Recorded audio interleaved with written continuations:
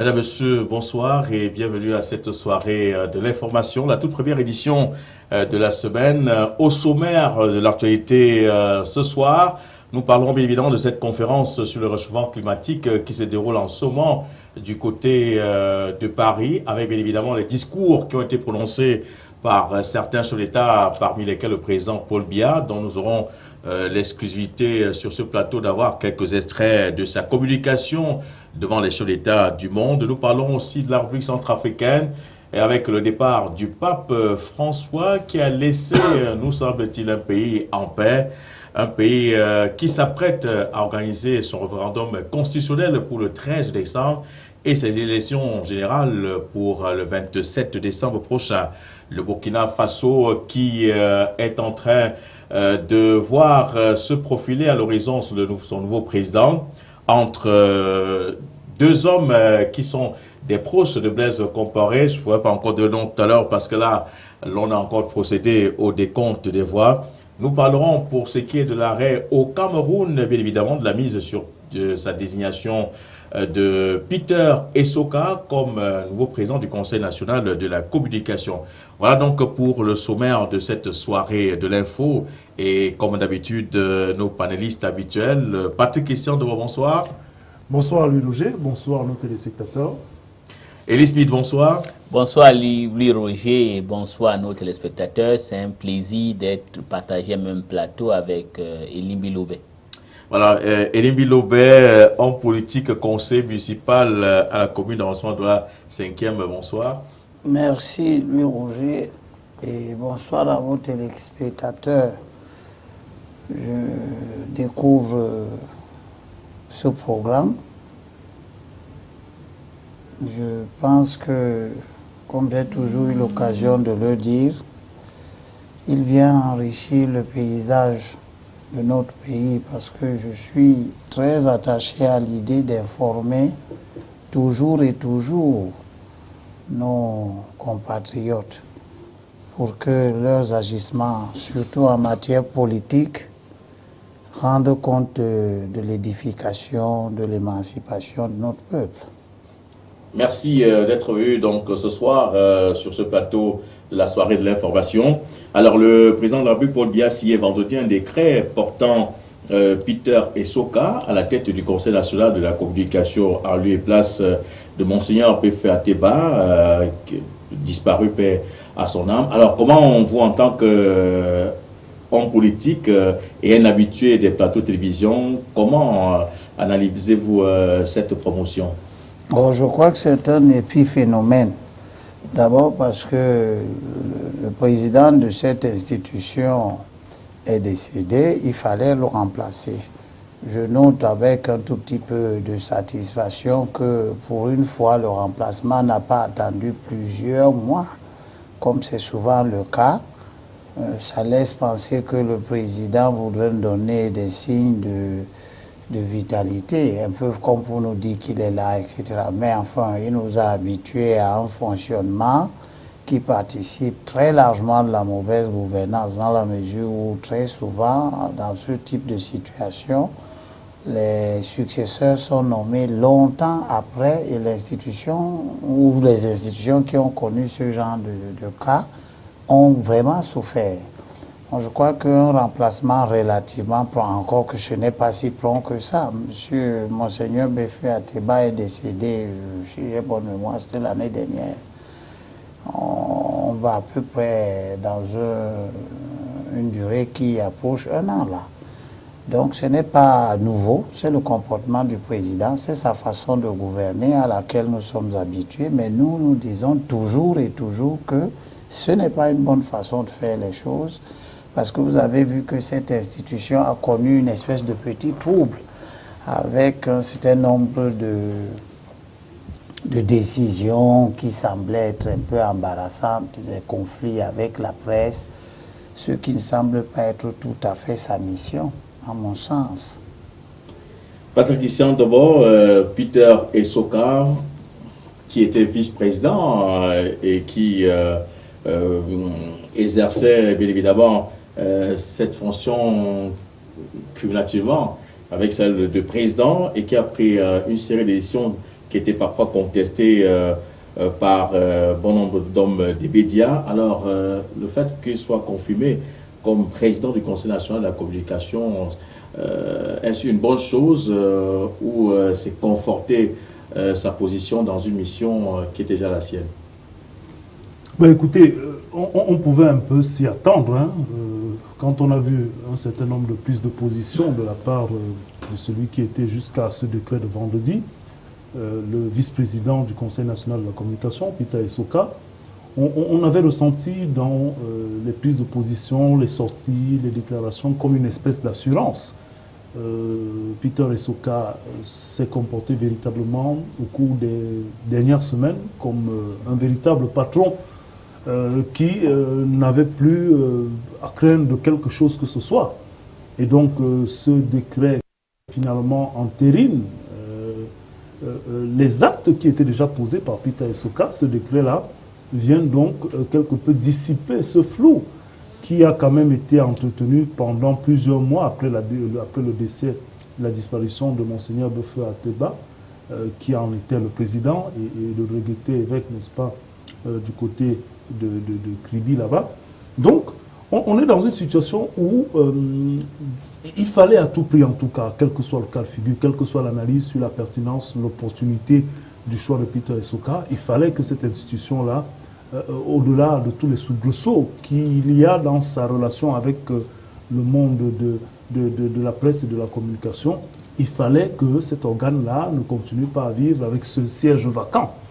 Bon, maintenant, est-ce que cela va participer à redonner un peu plus de sérénité au Conseil national de la communication? Parce qu'on a quand même pu aussi voir dans les gestes et les actes qui étaient posés de ce côté-là comme une espèce de frayeur liée à l'incertitude, à la peur de l'inconnu, parce que quand même, on attendait toujours ce décret-là qui allait finalement tomber comme une épée de Damoclès. On ne savait pas à quelle sauce on allait être mangé. Et puis, on a même comme l'impression que certaines sorties étaient quand même un peu, on va dire, rudes. Je n'utiliserai pas le terme osé, mais assez quand même rude dans le sens où on avait beaucoup plus l'impression d'avoir un Conseil national de la communication en mission de répression. Et on a bien l'intention de se poser la question s'il n'y a pas un volet aussi pédagogique dans cette démarche-là. Donc, j'espère que ça va un peu calmer les ardeurs, que les uns et les autres vont être rassurés dans leur position, et que finalement, les missions, mais alors toutes les missions du Conseil national de la communication seront exploitées, et qu'on n'aura pas affaire à une espèce de gendarme qui ne brandit que le bâton, sans allier aussi dans cette mission-là la nécessité pédagogique et d'encadrement du monde de la communication. Alors, Elie Smith, le Conseil national de la communication est une instance de régulation des médias au Cameroun, et on connaît bien évidemment que Peter Essoka n'a pas été tendre cet an dernier avec certains journalistes et certains organes de presse. Des émissions ont été suspendues tout coup comme des journalistes. Est-ce qu'au Cameroun aujourd'hui, il va falloir qu'il y ait cette instance de régulation où les journalistes doivent s'auto-réguler? Oui, il faut toujours une instance d'autorégulation, mais le péché de Peter Essoka est que Peter Essoka voulait faire du Cameroun devenu une seconde Guinée équatoriale ou Congo-Brazzaville. Il faut savoir que l'avantage, parce qu'il faut, quand vous voulez critiquer quelqu'un, il faut être honnête. L'avantage que le Cameroun a dans la sous-région, en dehors de la République démocratique du Congo, est qu'on a une presse libre. Bon, c'est sûr qu'il y a souvent peut-être les excès, mais l'erreur de Peter Essoka était, par exemple, d'interdire un média comme Afrique Média. Je pense que ce qu'il devait faire, c'est de voir si Afrique Média avait un peu péché d'une manière déontologique, de les voir, comment les recadrer, interdire ou suspendre la licence d'Afrique Média. C'était l'erreur de Peter Essoka. En dehors de ça, tout le monde connaît que Peter Essoka, c'est un journaliste professionnel, il est chevronné, et que, bon, lui confirmer à la tête du Conseil national de la communication, c'est une bonne chose, mais la presse doit apprendre à se autoréguler. Je vais vous donner un exemple qui n'a rien à y voir. Par exemple, Aurore Plus avait publié un article sur le général Toumenta, en disant que le général Toumenta, d'abord, a déserté le poste, qu'il était dans un problème du diamant, il est revenu avec des Français, ils sont revenus encore pour publier que non, en fait, il est malade et on découvre qu'en fait, cette désertion était uniquement parce que le monsieur était malade et il est décédé. Donc, je crois que c'est important de réguler la presse. C'est le pourquoi le gouvernement doit un peu prendre les distances dans cela et laisser que c'est la presse, par exemple, qu'on a comme on appelle le syndicat national des journalistes, qui soit normalement l'organe de régulation et l'organe capable et compétent pour donner la carte de presse. Voilà. Rappelons que Joseph Janvier René Obounou a été donc désigné comme vice-président du Conseil national de la communication. Il était, avant sa nomination, directeur du développement des médias privés et de la publicité au ministère camerounais en charge de la communication.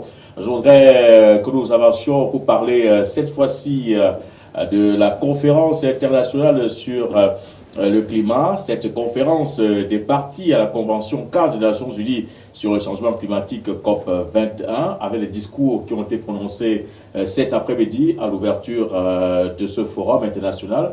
150 chefs d'État et de gouvernement présents. Alors Patrick Christian, d'abord, on a suivi des discours du président François Hollande, de Barack Obama et bien évidemment de Ban Ki-moon, le secrétaire général des Nations Unies. Alors, est-ce que vous avez senti à travers ces discours que ces chefs d'État sont véritablement engagés à sortir de ce forum avec quelque chose d'assez palpable pour ce qui est de ce combat contre le réchauffement climatique? Oui, Roger, à la suite de ces grandes prises de parole que vous avez citées, j'ajouterai celle du président de la Chine, Xi Jinping, pour rester avec tous ceux-là qui sont considérés comme étant les plus gros et les plus grands pollueurs de la planète. Donc, est-ce qu'on peut aujourd'hui être certain que toutes ces déclarations-là vont amener un quelconque changement ou bien l'entrée dans ce nouveau paradigme quant à ce qui est de ces questions environnementales, de ce réchauffement de la planète et notamment de l'émission des gaz à effet de serre? On pose une question qui va quand même falloir scruter le temps du déroulement de cette conférence, n'est-ce pas, internationale sur le réchauffement climatique et l'environnement. Mais on est bien en droit d'être quelque peu sceptique, même si on n'est qu'au début de ces travaux-là. Quand on regarde les positions des pays comme les États-Unis, où le Congrès américain est quand même majoritairement républicain, on sait très bien que le secrétaire d'État américain John Kerry, avant même son arrivée à Paris, avait déjà relevé le fait qu'il serait difficile pour les États-Unis d'accepter un accord contraignant. Il va sans dire que les républicains qui sont beaucoup plus pessimistes en matière des questions climatiques n'entendent pas lâcher du lest dans l'industrialisation des États-Unis qui, paradoxalement, dégage aussi beaucoup d'émissions de gaz à effet de serre.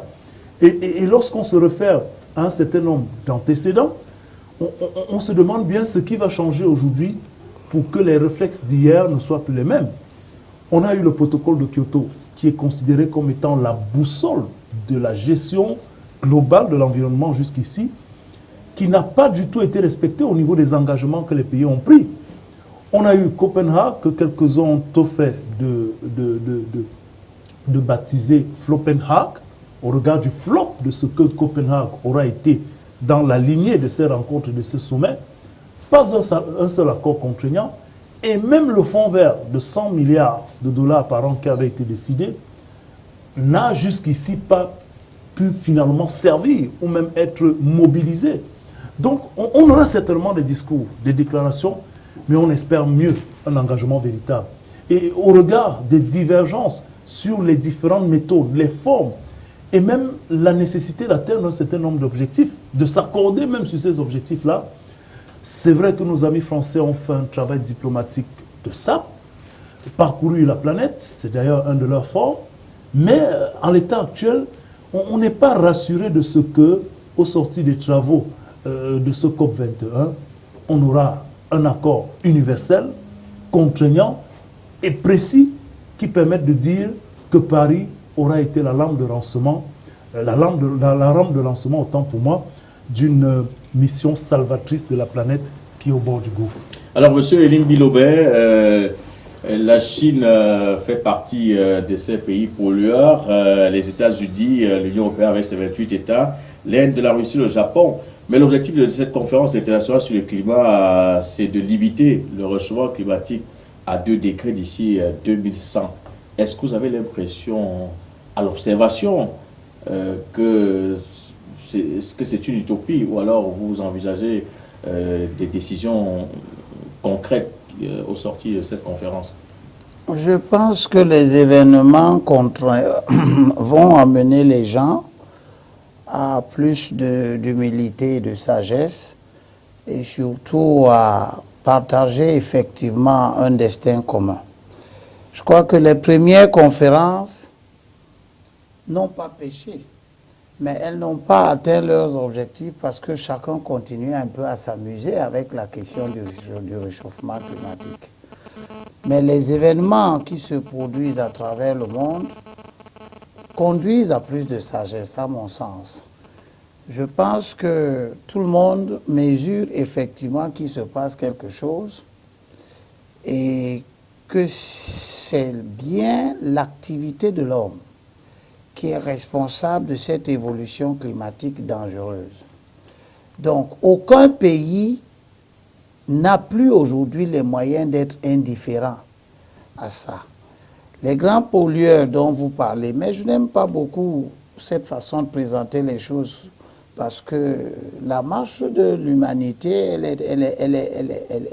elle est un fait accompli.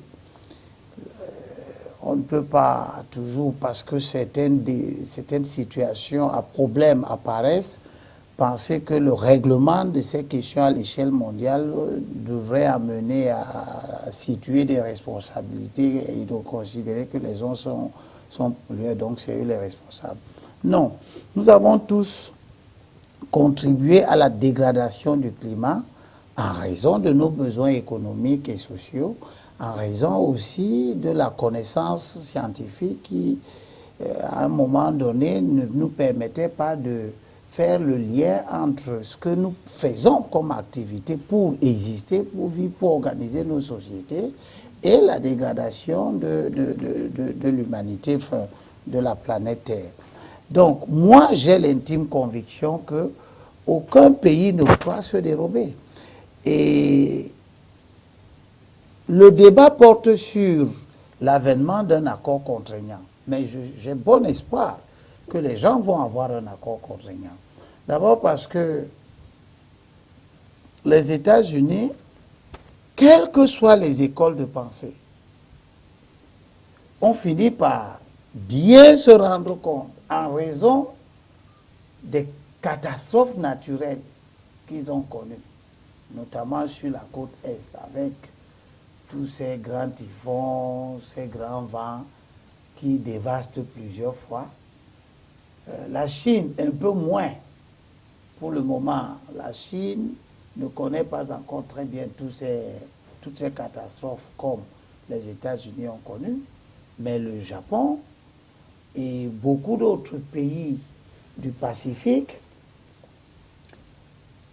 sont confrontés à des phénomènes météorologiques extrêmement préoccupants. Et la science aujourd'hui, avec le groupe d'études sur les problèmes climatiques, le GIEC, c'est des grands experts venus des États-Unis justement et bien d'autres pays, sont parvenus quand même à attirer l'attention des classes politiques, toute obédience confondue.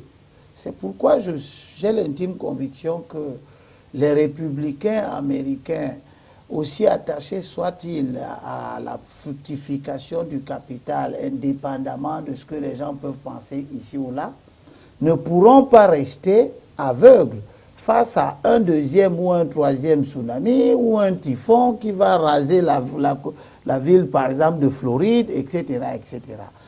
Et le peuple américain ne peut pas indéfiniment continuer à laisser quelques hommes politiques, en raison des intérêts des capitaux, à placer ici ou là ou à investir dans telle ou telle grande entreprise pétrolière et autres, faire comme s'il ne se passait rien alors qu'il y a des catastrophes naturelles. Donc, l'imminence des grandes catastrophes naturelles va amener les dirigeants politiques à plus de sagesse et d'humilité. Il est évident que la situation du monde est préoccupante. On ne peut pas continuer à faire comme si le réchauffement de la planète était une vue de l'esprit. Nous savons aujourd'hui qu'un certain nombre d'activités industrielles produisent des gaz qui affectent la couche d'ozone, la détruisent, et cette couche d'ozone qui est chargée de protéger le globe terrestre contre une forte pénétration des rayons solaires qui réchauffent justement la Terre, n'est pas en bon état. C'est les scientifiques de ces grands pays, l'observation météorologique, la connaissance des phénomènes atmosphériques, qui n'est pas discutable indéfiniment, qui montre qu'effectivement, il y a des trous dans la couche d'ozone et qu'avec ces trous-là, s'ils continuent à s'élargir, eh bien, le rayonnement solaire qui rentre dans l'atmosphère va plus réchauffer la Terre. La fonte des calottes polaires dans l'Antarctique et même au nord de l'Europe, à l'extrême nord de la Russie, etc., ce ne sont pas des phénomènes imaginaires. On voit très bien qu'il y a un recul des glaciers et ce recul des glaciers s'accompagne avec la fonte, donc de beaucoup la production de l'eau, parce que cette glace, c'est une forme de stock de l'eau du globe et cette eau s'écoule dans des mers et le phénomène d'effet de serre donc fait en sorte que une partie de la chaleur qui aurait pu s'échapper du monde reste enfermée dans le monde et à l'intérieur de l'atmosphère. Donc, on a des phénomènes scientifiques réels, physiques réels, qui ne sont pas discutables indéfiniment. Et les hommes politiques ne peuvent pas se permettre pendant longtemps encore la liberté, sous prétexte de faire plaisir à quelques lobbies politico-industriels, de remettre la question du réchauffement climatique sur le registre des vues de l'esprit. C'est des faits réels et parce que ces faits sont réels, moi j'ai l'intime conviction que les hommes politiques vont prendre des décisions sages. Peut-être que la mise en application peut tarder un peu, mais on a connu ça avec la disparition de certaines espèces. Les scientifiques ont souvent tiré la sonnette d'alarme, les hommes politiques ont traîné. Nous savons par exemple aujourd'hui que le déboisement que connaissent les pays tropicaux qui ont des grandes forêts n'a pas toujours servi le développement. Parce que si vous gagnez de l'argent en exportant du bois ou en le transformant avec, comme pour viser le développement industriel, et que parce que vous avez coupé des hectares et des hectares de forêt, vous augmentez la pluviométrie dans votre pays, vous obtenez les inondations qui vous tuent vos concitoyens et qui accroissent la perspective du développement des gros problèmes de santé avec les épidémies de choléra ou de ci ou de ça, bon, forcément, vous allez finir par vous poser la question de savoir quel est l'intérêt qu'il y a à poursuivre l'argent si au terme de cette course-là, c'est la mort qu'on a. Merci Elie Biloubet. Alors Élise Piton parle donc de l'impact de ce réchauffement sur le climat. Il y a cette faible pluviométrie, il y a l'augmentation de la chaleur qu'on parlait, M. Elie Biloubet, tout à l'heure. Et il y a également un impact même sur l'agriculture, l'élevage, l'énergie et même l'écosystème. Alors c'est tout un ensemble que beaucoup apparemment semblent ignorer. Oui, beaucoup semblent ignorer. Je suis content que Elimbi, un homme politique, commence déjà à penser comme les autres pensent. Donc ça veut dire que le développement, les erreurs que les autres ont commises, nous ne devions pas commettre les mêmes erreurs.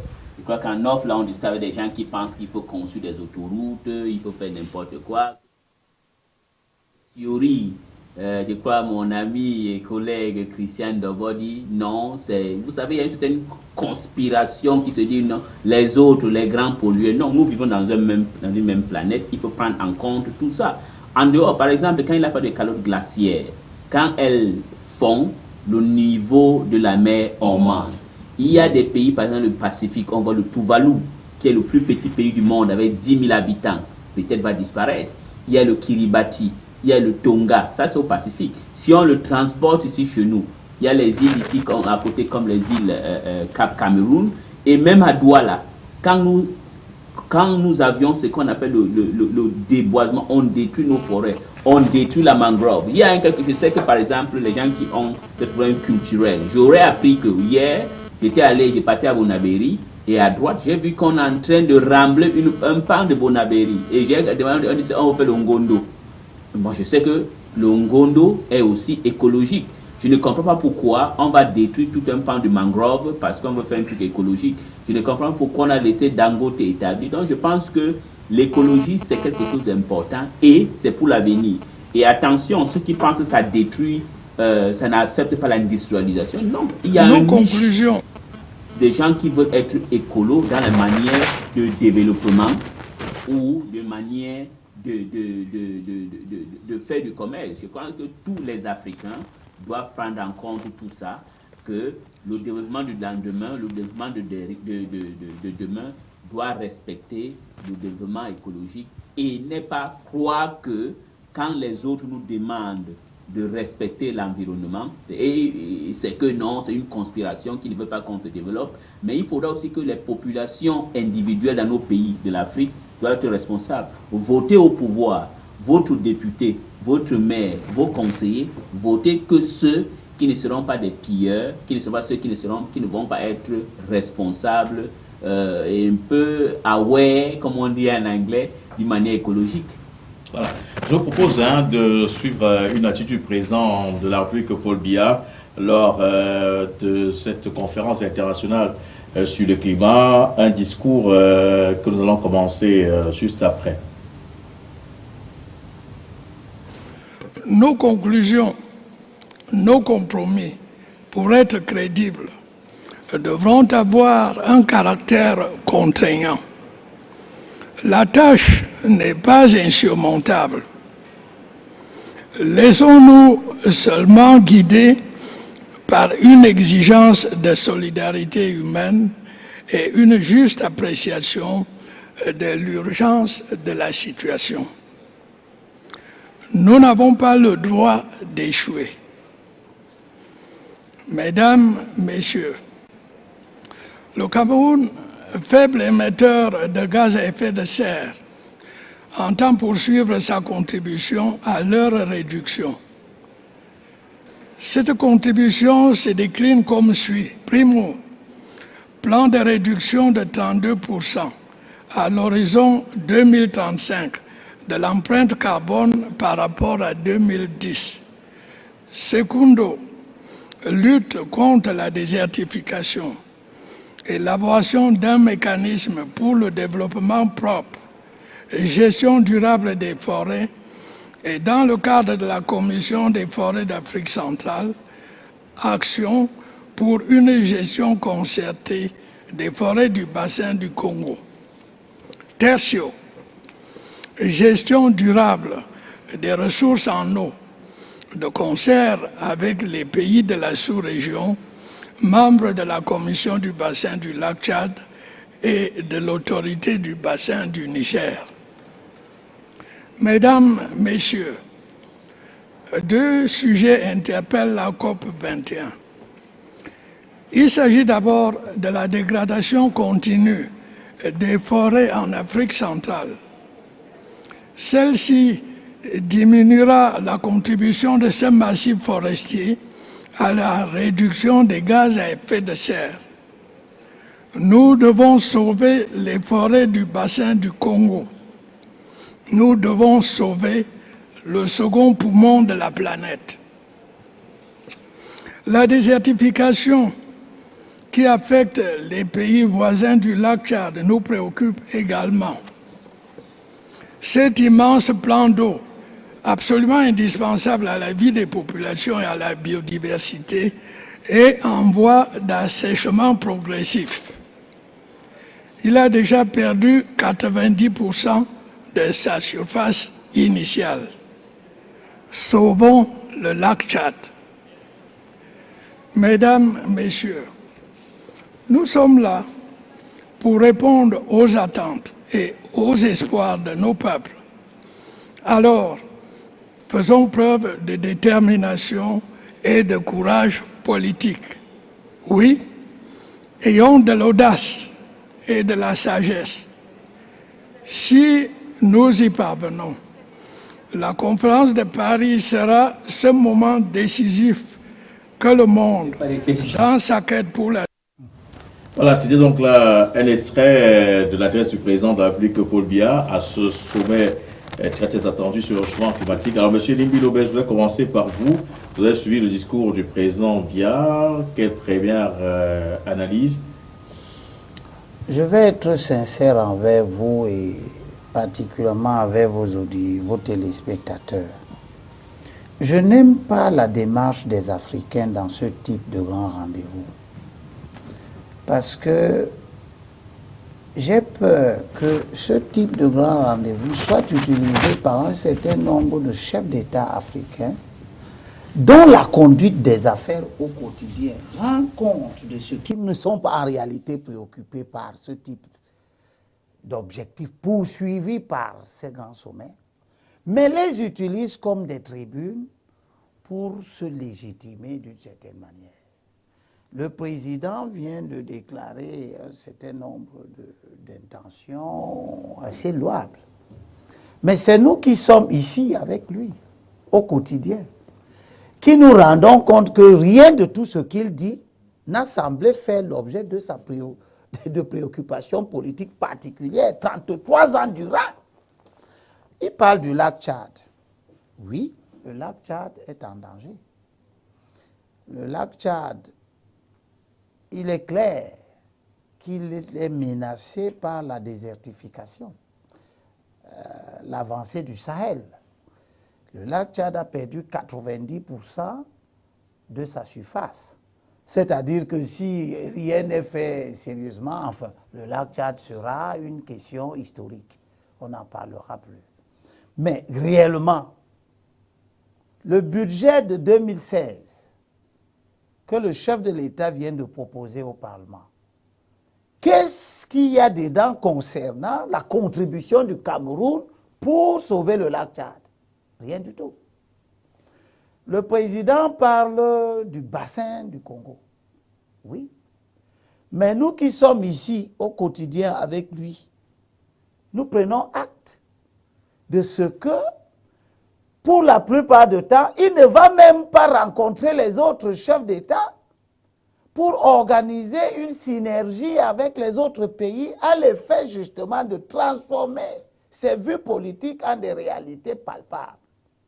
Donc, dans la sous-région, les chefs d'État ne se parlent pas, les gouvernements ne développent pas de politique commune, rendant compte de la prise au sérieux de ces préoccupations, mais on les voit tous aller faire des discours dans ce genre de sommet où tous les grands du monde, qui eux prennent ces choses au sérieux chez eux, ils les prennent tellement au sérieux que ça fait partie des politiques dans ces pays. J'ai encore à l'esprit, ici, que le gouvernement camerounais s'est montré incapable de gérer la question de la pollution avec des matières plastiques sous forme de sachets, emballages, etc., où on a eu un ministre qui a eu l'idée tout à fait lumineuse d'interdire l'utilisation d'un certain nombre de plastiques non biodégradables. Et on n'a pas vu le gouvernement se montrer capable d'implémenter dans le pays cette disposition réglementaire et contraindre les opérateurs économiques à le faire.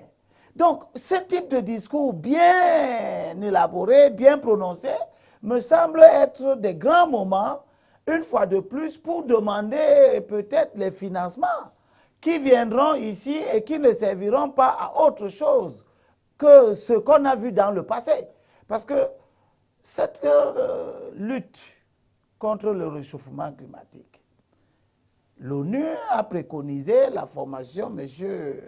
Christian Dowa en a parlé tout à l'heure, d'un fonds mondial contre, on appelait ça le fonds vert, de 100 milliards de dollars. En général, quand les chefs d'État africains voient qu'un grand problème mondial s'accompagne de la mobilisation des ressources, on va très vite faire des discours pour demander que l'Afrique qui a des problèmes reçoive de l'argent pour le financement de ces objectifs-là. On a vu ça avec la question de la santé, santé pour tous en l'an 2000, les objectifs du millénaire. On a vu ça avec les financements de l'éducation. On a vu ça dans beaucoup de secteurs. Mais l'argent viré en Afrique, on voit que ça ne concourt pas réellement à obtenir les résultats. Parce que la caractéristique de nos pays, c'est que c'est des pays où les gens parlent beaucoup, mais agissent très peu. Et notre président fait partie des présidents qui parlent beaucoup. Et surtout beaucoup hors de l'Afrique. Parce qu'il n'y a pas très longtemps, on avait un sommet à Addis Abeba, etc. Je n'ai pas eu l'impression que le président était très intéressé par ça. Donc moi je crois que c'est bien que le président ait énoncé une fois de plus ces quelques grands principes, qu'il ait parlé du lac Tchad et tout, mais j'aurais souhaité que notre pays brille par des exemples de développement de politiques conséquentes. Je n'ai pas l'impression au Cameroun, avec l'augmentation du prix du gaz butane, qu'on a créé les conditions pour une réduction de l'utilisation du bois de chauffe qui participe à la désertification de nos forêts. Donc on ne peut pas aller dire à Paris qu'on est soucieux des questions de désertification et avoir une politique ici qui ne permet pas aux populations de remplacer l'utilisation du bois de chauffe par une autre source d'énergie. On ne voit pas la promotion des foyers améliorés, on ne voit pas la promotion d'utilisation du soleil comme énergie pour les besoins domestiques, etc., etc. Donc quand vous avez des discours comme ça, parce que moi j'ai vu des pays africains, notamment le Sénégal par exemple, où le gaz butane était subventionné pour réduire l'utilisation du charbon, parce que ce charbon, on le fabrique avec le bois qu'on coupe partout. Et la culture sénégalaise voulait que les gens consomment énormément de charbon de bois au quotidien. Donc, avec le corollaire, qui est donc la production du gaz carbonique, qui est l'un des gaz à effet de serre. Mais le gouvernement sénégalais a financé, a subventionné le gaz butane pour que les ménages reculent face à l'utilisation du charbon de bois. Ici, on est à 6500 et il y a la bouteille de gaz de 11-12 kg. Voilà. Bon, ce qui ne la rend pas accessible aux ménages de faible revenu, je constate qu'on continue à avoir dans les quartiers des dépôts de bois, etc., etc. Donc ne croyons pas que la contribution au réchauffement climatique, ce n'est pas parce qu'il y a eu des unités de mesure avec les unités de carbone de ci ou de ça, et que nous sommes classés là-dedans comme petits pollueurs, que nous pouvons nous permettre de ne pas prendre notre part de responsabilité. L'utilisation du bois entraîne la désertification. Et cette désertification, vous avez parlé des impacts multiformes, l'habitat naturel des animaux qui change, la production, comment on appelle ça? Il a parlé du poumon du monde parce que ces forêts servent à filtrer l'air.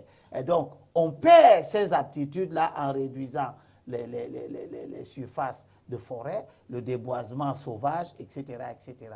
Nous avons notre part de responsabilité dans le phénomène mondial qui nous préoccupe. Merci, M. Elibi Lobé, pour cette abondante clarification.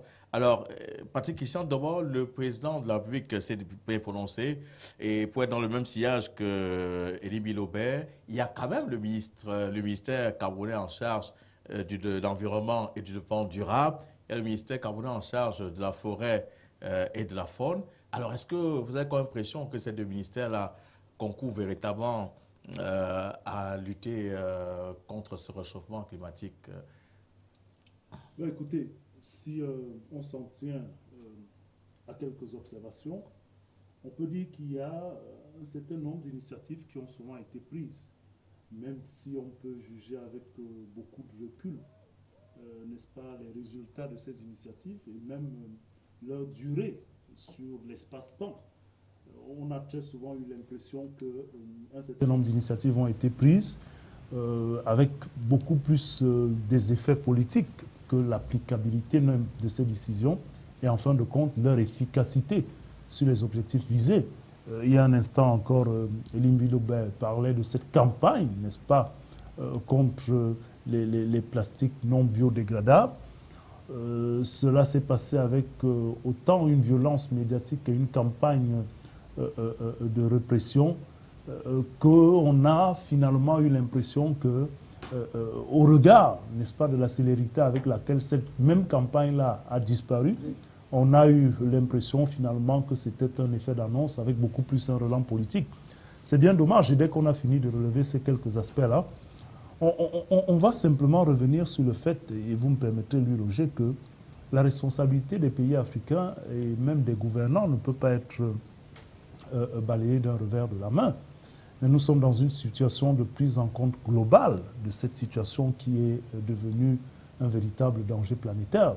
Ce qui est bien, et peut-être au moment où ce sommet sur le COP21 se déroule actuellement, c'est qu'on a véritablement l'impression que tous les acteurs, qu'ils soient gros ou petits ou même non pollueurs, s'accordent sur le fait qu'il y a un véritable danger pour notre planète. Maintenant, dans ce jeu de sillage et d'intérêts diplomatico-économiques, il y a que chacun tire la couverture de son côté. Et nous, on ne peut que constater avec beaucoup d'objectivité que du côté des grandes puissances économiques, et donc des plus gros pollueurs de la planète, on se sert de ces failles, c'est vrai, déplorables, qui existent sur soit les attitudes de gouvernance, soit les options de gouvernance des pays les moins polluants, et qui forcément sont dans le giron, j'allais dire, de ces grands foyers et bassins forestiers, à savoir l'Amérique latine avec l'Amazonie, le premier poumon, et le bassin du Congo avec des pays comme le Cameroun qui sont concernés. Ce n'est pas Ellie Smith, avec tout ce que le président Denis Sassou Nguesso a écrit sur la protection de l'environnement et de la forêt, notamment dans le bassin du Congo, qui me le démentirait. Ce n'est pas que les structures n'existent pas ou que les stratégies de mise en place n'existent pas, ça je le dis à Elim Bilobert. On a quand même des organisations comme la Comifac qui sont en plein dans la lutte contre cette déforestation. Mais ce qui est à plaindre et à déplorer, au-delà de ces éléments, parfois même inclus dans nos constitutions, au-delà de ces institutions comme la Comifac et bien d'autres qui existent pour protéger nos bassins, c'est la matérialisation de toutes les options qui sont prises dans ces institutions. Et c'est là où le bas blesse. Et finalement, on peut toujours regretter que quand on arrive à des concertations à très grande échelle comme celle-là, on a l'impression finalement que l'Afrique va dans un concert sans avoir une véritable visibilité. Et on est bien au regret, même si on pense que l'Afrique a le droit de revendiquer qu'il y a une compensation par rapport au caractère polluant des grosses industries. Et paradoxalement, c'était l'Afrique qui est la première victime de cette pollution. Parce qu'au-delà des stratégies de gouvernance que nous avons chez nous, il faut bien se rendre compte qu'on a pollué en Occident, mais les effets sont directement perceptibles dans l'avancée du désert, du Sahel, parce que cette couche d'ozone qui est touchée influe directement, par exemple, sur les adverses. Et ça ne touche pas seulement que l'environnement climatique, et même l'environnement alimentaire. On subit aujourd'hui les frais parce qu'effectivement, on ne peut plus cultiver dans de très grands bassins et on n'a plus le retour. Donc, oui, nous devons demander que ces 100 milliards soient mis en place. Mais le drame, c'est que nous demandons ces 100 milliards parfois sans avoir des projets conséquents. C'est peut-être à ce niveau qu'on peut faire encore un autre procès. Mais on ne peut pas renier le fait que les gros pollueurs jouent à un jeu qui n'est pas sain. Parce que le sacrifice ici, là, il est maintenant apporté par ceux à qui on demande d'avoir de nouvelles habitudes dans un environnement qui est le leur. Parce que les discussions qui sont faites par ces scientifiques et autres, Louis Roger, elles ne sont même pas perceptibles par nos mamans, par nos villageois, par nos habitants de ces endroits-là qui tuent principalement le revenu de leur vie au quotidien dans ces forêts. Et dans ce cas d'espèce, c'est à ces personnes-là qu'il faut penser aussi. Voilà. Merci, Monsieur Bilobert. Oui, je voulais, avant de donner à Elise, je voulais juste dire une ou deux choses qui me paraissent à la suite de Christian. Vous savez, les 100 milliards, faut déjà qu'on sache que nous-mêmes, nous devons mettre l'argent dedans. Est-ce que nous allons mettre ça? Est-ce que nous allons mettre ça? Bon. On a vu ce que les institutions sous-régionales, comme la commission du bassin du lac Tchad, qui était chargée justement de veiller à la situation du lac Tchad, et d'autres établissements. J'insiste sur un fait. 2 minutes, monsieur Dibi. Oui. Voilà un gouvernement qui va demander au monde entier de s'occuper du lac Tchad, mais qui est en train d'assécher le fleuve Vouri par une politique irresponsable de dragage, de réduction de ce cours d'eau, qui n'a pas commencé aujourd'hui parce qu'on fait comme si c'est l'installation de l'usine de Dangote. Non. Dangote est venu trouver qu'on avait déjà réduit le Vouri au niveau du pont de moitié. Et il ne se passe rien pour empêcher que l'on ne continue à réduire. Or, nous avons des signaux très tangibles. Est-ce que vous savez que les habitants de Manoka, qui est une partie de notre territoire, indiquent l'augmentation du niveau des eaux là-bas, du Vouri, en raison des dragages qui se font partout. Du côté de Youpé, je suis allé à Youpé, les gens sont venus me voir pour m'informer des activités de remblage qui se font là-bas et qui chassent de l'eau là où elle trouvait refuge. Nous voyons le gouvernement incapable de contenir l'occupation sauvage et la disparition des marécages, qui sont des réserves naturelles de l'eau, des lieux de stockage de l'eau pour favoriser un écoulement lent vers les cours d'eau, etc. Bref, c'est des éléments de régulation du système hydraulique mondial et naturel. Quand vous laissez politiquement que tout ça sombre dans le désordre, et puis vous allez maintenant tenir des discours là-bas, parce que vous êtes dans une grande tribune internationale, moi je ne suis plus fasciné par ce type de comportement que Christian a appelé des formes d'irresponsabilité dans la gouvernance.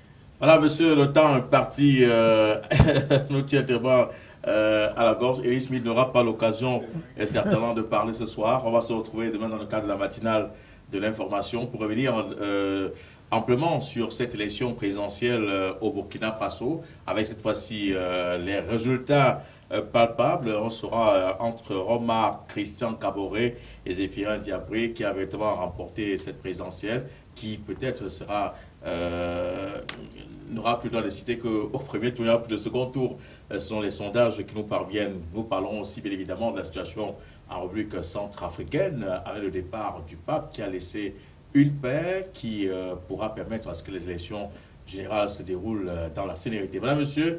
C'est ici que s'achève cette soirée de l'information. Merci de l'avoir regardé. Retrouvons demain lorsqu'il sera 20h30 pour une autre édition. D'ici là, portez-vous très bien et restez fidèles au programme qui se poursuit.